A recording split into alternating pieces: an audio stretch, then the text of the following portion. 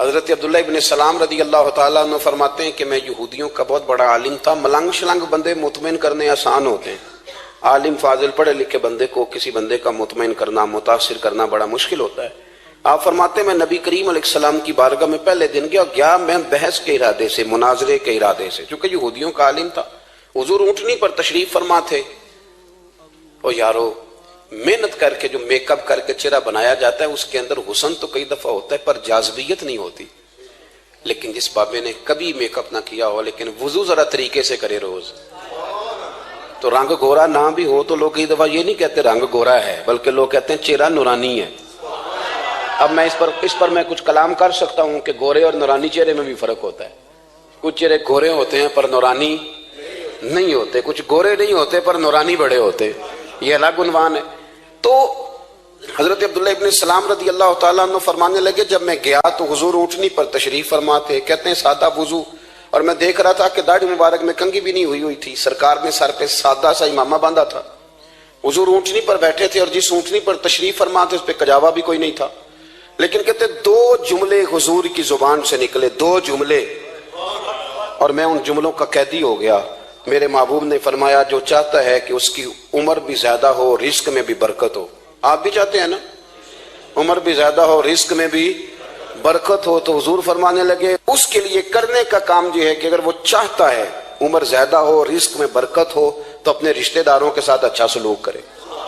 یہ حدیث اگرچہ اپنے انہی الفاظ کے ساتھ مشکات میں موجود ہے, لیکن وہاں حضرت عبداللہ ابن سلام رضی اللہ تعالیٰ عنہ کہتے ہیں کہ وہ کیا مٹھاس تھی لفظوں میں, جملے تھوڑے تھے, بات میں گہرائی بہت زیادہ تھی. میں آیا تھا بحث کرنے پر میں آگے بڑھا, حضور کا دست مبارک تھاما اور میں نے عرض کی یا رسول اللہ مجھے کلمہ پڑھا دے, میں مسلمان ہونا چاہتا ہوں. ہمارے ہاں لوگ سمجھتے ہیں کہ بہت زیادہ فلسفہ بیان کرنے والا شاید کوئی بڑا پڑھا لکھا بندہ ہوتا ہے.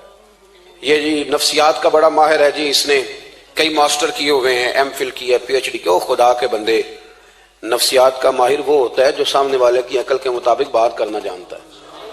اور اگر تم کہے جی میری بات ہی بڑی مشکل ہے, میں کس کو سمجھاؤں, تو آپ یہ پڑھے لکھے نہیں ہیں, آپ ابھی سمجھدار نہیں ہوئے. کلم الناس علی قدر عقولہم. اگر آپ پڑھے لکھے ہوتے تو لوگ آپ کی بات سمجھتے. میرے رسول کریم نے کبھی کوئی مشکل بات نہیں کی, کبھی کوئی فلسفہ نہیں بیان کیا, بلکہ تیری نگاہ ناز سے دونوں ہی مراد پا گئے. عقل غیاب جستجو, عشق حضور و اضطراب. اقبال کہتے ہیں اگر بڑا عقل مند آدمی ہوتا تھا تو حضور کی بات اس کے دل کو بھی اچھی لگتی تھی, اور اگر کوئی عشق و مستی والا آتا تھا نا کہ میں نے مست ہو کے آنا ہے, تو وہ بھی میرے نبی کی باتوں سے مست ہو جایا کرتا تھا. دونوں تیری نگاہ ناز سے دونوں مراد پا. تو حضور کو بات کرنے کا سلیقہ بھی بڑا شاندار آتا تھا. حضرت عائشہ صدیقہ رضی اللہ تعالیٰ عنہ فرماتی ہیں کہ نبی کریم صلی اللہ علیہ وسلم جب بات کرتے تھے تو اتنی دھیمی کرتے تھے, اتنی دھیرے میں کرتے تھے. میں تو چھوٹا آدمی ہوں, کسی بڑے بندے کو نصیحت بھی نہیں کر سکتا, ورنہ میں علماء سے تو نہیں, لیکن جو طالب علم ہیں جن کا خیال ہے کہ شاید اور میرے پاس کچھ سیکھنے آئے ہوئے ہیں مدرسے کے, تو میں ان سے کہتا ہوں کہ وہ کیا خطابت ہوئی جس میں سامنے والے کو سمجھ ہی نہیں آئی آپ نے کیا کہا ہے. آپ اتنے جوش میں چلے گئے, کہتا جی وہ میرا عشق بڑا جوان تھا. تو میں نے کہا آپ کا عشق زیادہ جوان تھا, پھر رسول پاک کی سنت سے ہی آگے نکل گیا ہے. اب ٹھہر ٹھہر کے بات کریں. آپ کی بات اگر سامنے والے کی سمجھ میں نہ آئی تو اس کا معنی کیا ہوا. اسی طرح سے ہماری نعت خوانی کا ماحول ہوتا ہے, 6 بندے نعت پڑھ رہے ہوتے ہیں, ایک اسپیکر ادھر ہوتا ہے ایک ادھر ہوتا ہے, کوئی سمجھ نہیں آتی ہے کیا کہہ رہے ہیں. اور پھر اس کے ساتھ ساتھ وہ یہ بھی مطالبہ کر رہے ہوتے ہیں کہ ہاتھ بھی کھڑے کرو جنو جنو عشق. میں کہ انج نہیں کہی دا, ویسے تو کہہ چلو پڑھ لیں, ورنہ اگر آپ ایسے ہی استاد بائی پاس والے بیچارے کو تو ہارٹ اٹیک ہو جائے گا ہاتھ کھڑا کرے گا, تو ہے تو وہ بھی عاشق رسول ہی نا. لیکن یہ قسمیں نہ ڈالیں, یہ کوئی طریقہ ہی نہیں ہے, نہ کہیں دین اس کی اجازت دیتا ہے. ہم نے تو یہ سنا ہے کہ صحابہ کہتے ہیں جب اللہ کے حبیب گفتگو کرتے تھے تو ہم یوں بیٹھتے تھے کہ ہمارے سروں پہ پرندے بیٹھے ہو, تو حرکت بھی نہیں کرتے تھے. تو بہرحال جو بات عرض کرنی ہے اس پر غور کریں. جناب عائشہ صدیقہ کہتی ہیں ٹھہر ٹھہر کے بات کرتے, آہستہ. اور یہ لفظ آپ کو یاد رکھنا ہے, سیدہ عائشہ صدیقہ کہتی ہیں جب حضور گفتگو کرتے تھے نا تو اگر ہم نبی پاک کے الفاظ کو گننا چاہتے تھے تو گن بھی سکتے تھے, گننا چاہتے تو گن بھی. ایک تو آپ کی جو سادگی ہوگی وہ اصل ہوگی, ملمہ سازی سے نکلیں. پہلے ہماری شادیوں پہ دلہا اور دلہن جاتے تھے بیوٹی پارلر, اب سارا خاندان جاتا ہے. اس میں حسن نہیں ہوتا, اس میں بے وقت ہو جاتا ہے آدمی. آپ کو جو رب کریم نے بنایا ہے اس سے زیادہ شاندار آپ کو کوئی بنا سکتا ہے؟ الذی خلقک فسواک فعدلک فی ای صورت ما شاء رکبک، اللہ فرماتے ہیں جو میں نے تیرا چہرہ بنایا ہے نا، یہ میری چاہت ہے، میں نے جیسا چاہا ہے تجھے بنایا ہے، تو مجھے تجھے وہ چہرہ پسند کیوں نہیں جو میرے رب نے بنایا ہے؟ یہ چاہت ہے۔ الذی خلقک کا جس نے تمہیں پیدا کیا، فسواک فعدلک پھر ہموار کیا، پھر برابر کیا، اور فی ای صورت ما شاء رکبک پھر جس صورت میں اس نے چاہا تجھے ترکیب کیا۔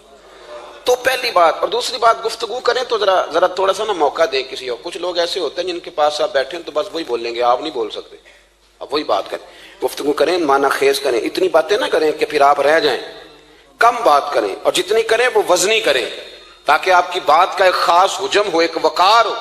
اللہ کے محبوب بات کرتے تو اس بات کے اندر وزن ہوتا، وقار ہوتا۔ ہمارے صاحب رحمۃ اللہ علیہ ہمیں اکثر حکم دیتے تھے تقریر تھوڑی کرنا، نعت کے 2-3 شعر پڑھنا، تو میں نے ایک دن عرض کی حضور کیوں؟ فرمانے لگے اللہ رسول کی بات کو بے وقت نہ کر دینا کہ لوگ سننا نہ چاہیں اور تم جبرن سناؤ۔ فرمایا رنگ اس طرح کا ہونا چاہیے کہ لوگوں میں دلچسپی ابھی ہو اور بات ختم ہو جائے، اس کو بے وقت کر دینا ہے کہ زبردستی آپ۔ تو اچھی گفتگو کریں، معنی خیز سنیں۔ ایک حدیث پاک حضرت ابو بردہ رضی اللہ تعالیٰ ایک صحابی ہیں، البدایہ والنہایہ میں روایت آپ کو ملے گی۔ وہ کہتا ہے میرا اپنی بیوی سے اختلاف ہو گیا۔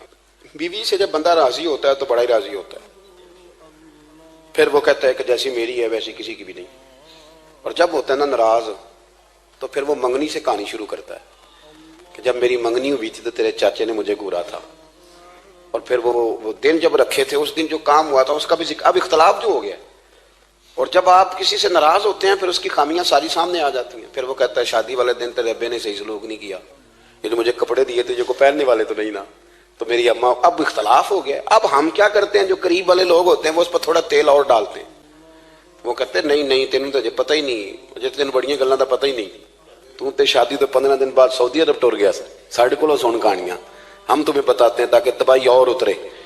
اس طرح نہ کریں، آپ ایک آدھ بات کہہ کے چلے جاتے ہیں، ان بیچاروں نے اکٹھے رہنا ہوتا ہے، ان کی زندگی دوزخ بنی رہتی ہے، ان کو قریب کریں۔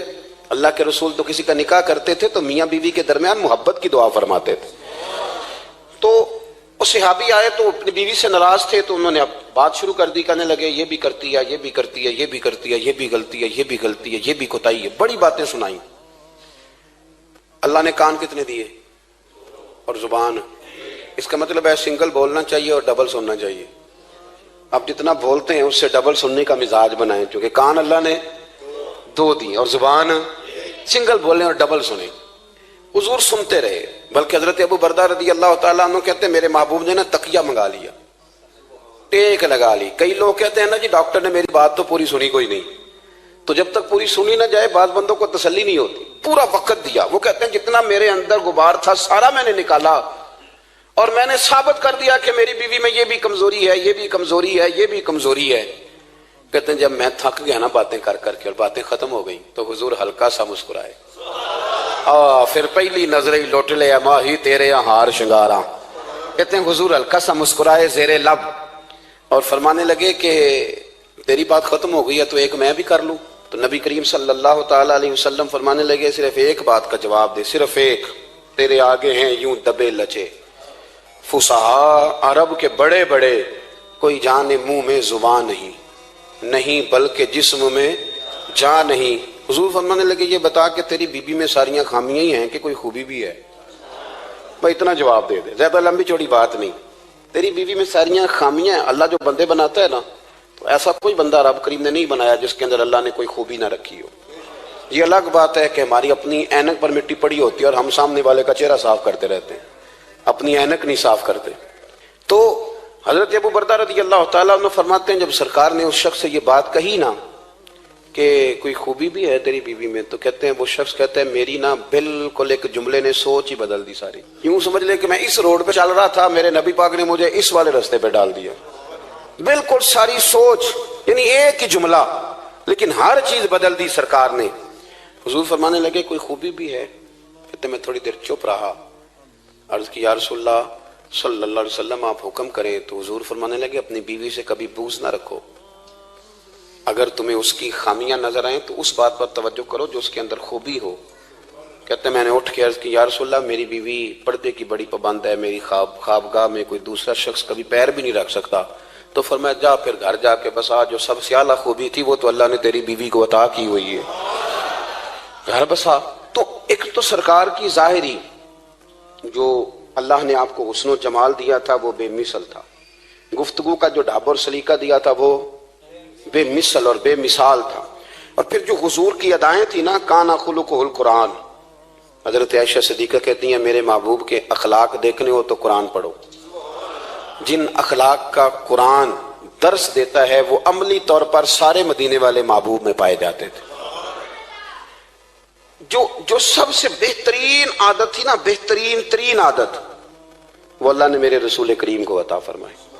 ہمارا نا اب ایک مزاج بن گیا ہے، ہمارے بعض لوگ بڑے فخر سے بتاتے ہیں کہ جی مسواک سنت ہے، اب تو سائنس بھی مان گئی ہے کہ مسواک کریں گے تو آپ کے وجود کے اندر جو منہ میں فالتو مادے ہوں گے جراثیم وہ مر جائیں گے، اب سائنس بھی مان گئی ہے۔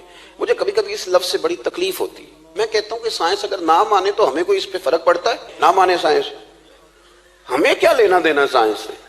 سائنس تو کبھی کچھ کہتی ہے پھر کبھی کچھ اور کہنے لگ جاتی، سائنس کا کیا ہے؟ سائنس کو منوانا ہماری ڈیوٹی۔ اس طرح کا دین نہ بناؤ کہ معاذ اللہ دین کو سائنس کا غلام کر دو۔ سائنس کل بھی رسول اللہ کی غلام تھی، آج بھی میرے نبی پاک کی غلام ہے۔ تو حضور کی جتنی ادائیں ہیں، جتنی، ایک کدو شریف ہے، حضور نے کدو استعمال فرمایا ہے۔ آپ چلے جائیں کسی بھی جگہ پہ، جس بندے کو بہت زیادہ بلڈ پریشر کا مسئلہ ہونا تو اب اس کو ڈاکٹر کہتے ہیں کہ کدو ملے تو اس کو استعمال کراؤ۔ تیزابیت حد درجے اختیار کر جائے اور اندر کا نظام سارا درم برم ہو جائے تو اس کو کدو استعمال کراؤ۔ اور آپ اس کی خاصیت دیکھ لیں، تمام سبزیوں میں سے تحقیق بھی سب سے زیادہ اسی پہ ہوتی ہے۔ میرے رسول پاک کا ایک طریقہ مبارک ہے، اور صحابہ کے اگرچہ سید الطعام گوشت ہے، کھانوں کا سردار اسے کہا گیا، لیکن حضرت انس بن مالک رضی اللہ تعالیٰ عنہ فرماتے ہیں کہ درزی نے نبی پاک کی دعوت پکائی تھی، وہ درزی تھا، کپڑے سیتا تھا۔ آپ فرماتے ہیں کہ میں حضور کے ساتھ اس درزی کے گھر گیا تو گوشت اور کدو پکا ہوا تھا۔ فرماتے ہیں اگرچہ سردار گوشت ہی ہے پر نبی کریم نے نا گوشت کے ٹکڑے ہٹا کے نا تو اندر سے کدو نکال کے کھایا۔ حضرت انس بن مالک کہتے ہیں مجھے کدو پسند نہیں تھا، میں نے کبھی نہیں کھایا تھا، گھر میں ہوتا تو میں جھگڑا کرتا، پر آج حضور کی رغبت دیکھی نا تو کل نہیں پسند تھا پر ابھی مجھے کدو بڑا پسند ہو گیا، مجھے کدو شریف سے پیار ہو گیا۔ جو اعلیٰ ترین چیزیں تھیں وہ نبی پاک نے استعمال فرمائی، اعلیٰ ترین۔ زیتون کی افادیت کبھی کم ہوئی ہے 1400 سالوں میں؟ کبھی کسی نے کہا ہو کہ زیتون استعمال نہ کرو؟ کبھی اس کی افادیت میں، یہ امامہ میرے نبی پاک کی سنت ہے، سارے پڑھیے صلی اللہ، حضور کی سنت ہے نا یہ۔ کبھی کوئی بندہ ایسا آپ کو ملا ہو کہ اس نے امامہ باندھا ہو تو کسی نے کہا ہو رہن دے یار تینوں سونا نہیں لگتا؟ بندے سارے سونے تو نہیں نہ ہوں دے، میری بات کی سمجھ آ رہی ہے؟ لیکن امامہ کبھی کوئی آپ کو ملے گا ہی نہیں کہ اس بندے کے مزاج کے ساتھ یہ فٹ، یا اس کے چہرے کے ساتھ یہ فٹ۔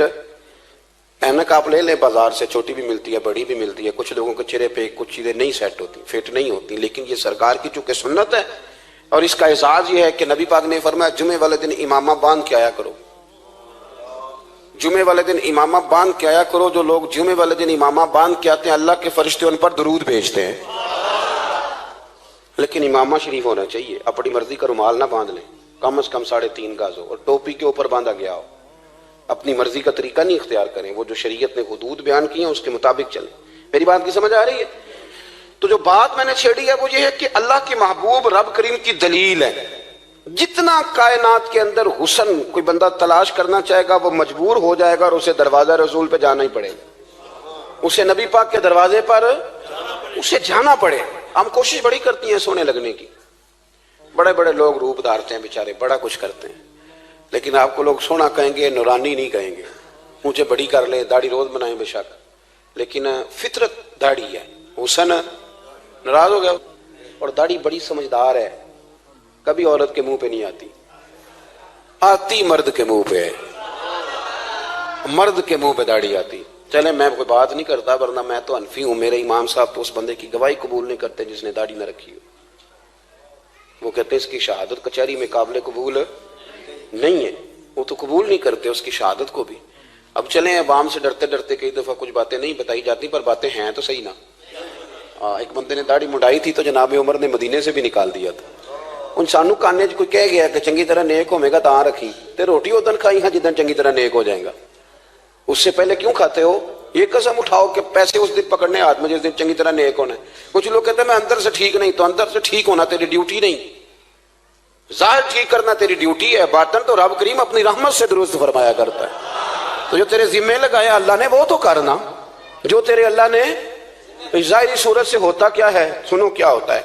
مولانا رومی نے لکھا ہے حضرت موسیٰ علیہ السلام کے زمانہ مبارکہ میں ایک شخص تھا، تو حضرت موسیٰ علیہ السلام کی نقلیں اتارتا تھا۔ آپ کتنا لمبا کرتا پہنتا تھا، ہاتھ میں چھڑی پکڑتا تھا، تھوڑا غصے سے بولتا تھا، معاذ اللہ نقل اتارتا تھا۔ جناب موسیٰ کلیم اللہ علیہ السلام کی قوم کا جب غلبہ ہوا تو انہوں نے نکال دیا اس کو، تو نقلیں اتارتا ہے، وہ نکل گیا، شہر سے باہر نکال دیا۔ حضرت موسیٰ کلیم کہتے ہیں میں ایک دن کوہ طور پہ گیا ہوا تھا، تو رب کریم نے مجھ سے فرمایا کہ فلاں جگہ فلاں درخت کے نیچے میرا ایک دوست انتقال کر گیا ہے، اسے اٹھائیے، غسل دیجیے، کفن دیجیے، جو اس دور کا طریقہ تھا، تدفین کر دے۔ حضرت کلیم علیہ السلام فرماتے ہیں میں اپنے حواریوں سمیت پہنچا، جب بندے کا چہرہ دیکھا تو حیران ہو گیا، یہ تو نقلیں اتارنے والا ہے، تو نقلیں اتارنے والا ہے، پر اللہ کے نبی رب کریم کے حکم کے آگے لایت اللہ نہیں کرتے، یہ نہیں کہتے کہ میری عقل میں نہیں آ رہا۔ اٹھایا، غسل دیا، کفن دیا، تدفین کر دی اس کو۔ جب دفن ہو گیا حضرت موسیٰ علیہ السلام کوہ طور پہ حاضر خدمت ہوئے اور بارگاہ عالی مرتبت میں عرض کرنے کہ مالک تو بے نیاز ہے، چارہ سوال تو نہیں، پر اپنی تسلی کے لیے مالک یہ فرمائیے کہ وہ تو نقلیں اتارتا تھا۔ تو رب کریم نے فرمایا موسیٰ بات یہی ہے، پر میں نے اسے نا مرتے وقت ایمان نصیب کر دیا، وہ آپ کا کلمہ پڑھ کے دنیا سے گیا ہے اور توبہ کر کے گیا ہے، تو مالک اتنی کرم نوازی کیوں ہوئی؟ تو رب کریم نے فرمایا موسیٰ جب وہ تیری طرح بن سور کے نکلتا تھا نا، تیری ادائیں اپناتا تھا تو مجھے پیارا ہی بڑا لگتا تھا، وہ پیارا لگتا تھا۔ یارو دیکھو نا ترمذی شریف میں حدیث ہے، میرے رسول پاک علیہ السلام نے فرمایا میرا امتی جب سفید داڑھی لے کے قبر میں جائے گا نا، داڑھی اور وہ بھی سفید، تو رب فرشتوں سے فرمائے گا اسے عذاب نہ دینا، یہ میرے محبوب کی سنت سفید داڑھی لے کے آگے مجھے شرم آتی ہے اسے عذاب دیتے۔ آپ بات کو سمجھے کہ یہ حضور کی سنت کا اعزاز جو اللہ کی بارگاہ میں، رب کے حضور جو سنت کا اعزاز اس لیے کہ کائنات میں سب سے اعلیٰ ترین جو کام تھا وہ کیا ہی میرے مصطفیٰ کریم نے، اعلیٰ ترین عمل نبی پاک کا، اعلیٰ ترین، اور طریقہ مبارکہ میں حسن اور جاذبیت، اور آپ اندازہ کر لیں ہم لوگ پٹری سے اتر جاتے ہیں، مرضی کرتے ہیں، ہمارا مزاج ہے جتنا مرضی کو کہے کہ الکوہل والی خوشبو استعمال نہ کریں، اور ہم کوئی نہ کوئی دلیل نکال کے لے ہی آتے ہیں، لیکن خوشبو اس دور میں بھی اتنی بکتی ہے جس کی حد نہیں، اور لوگ اپنی اپنی ضرورت کے لیے اس کو استعمال ہے۔ ان 1400 سالوں میں 1450 سالوں میں ایک دفعہ بھی ایسا نہیں ہوا کہ یہ کاروبار کہیں ٹھنڈا ہوا ہو۔ حرم شریف اللہ آپ کو لے جائے تو مسجد نبی میں سونے کی دکان کے ساتھ خوشبو والی دکان ہوتی ہے، یعنی اتنا مہنگا کاروبار ہے کہ جتنا کرایہ سونے کی دکان والا دے رہا ہے اتنا ہی خوشبو کی دکان والا دے رہا ہے، اتنا مہنگا یہ کاروبار ہے۔ ایک دن بھی اس کام کی اہمیت کم نہیں ہوئی، اور رسول کریم نے کیا فرمایا؟ صحابہ کہتے ہیں 3 چیزوں سے کبھی منع نہیں کرتے تھے، کوئی تکیہ دیتا تھا تو قبول کرتے تھے، کوئی بندہ اگر حضور کو دودھ پیش کرتا تھا تو نبی پاک قبول کرتے تھے، اور اگر کوئی شخص حضور کو خوشبو دیتا نا تو حضور جلدی قبول فرماتے تھے، یہ مزاج تھا۔ تو جو اعلیٰ ترین چیزیں تھیں ان کو میرے رسول کریم صلی اللہ علیہ وسلم نے کیا، ہمیں کر کے دکھایا۔ ہمارا ظاہری حلیہ، آج بھی اہل عرب لمبا کرتا پہنتے ہیں، آپ لمبا کرتا پہننے حیا کے زیادہ قریب ہے، کھلا لباس حضور پسند کرتے تھے، یہ شرم و حیا کے زیادہ قریب ہے، اس کے اندر انسان کا پردہ زیادہ ہے۔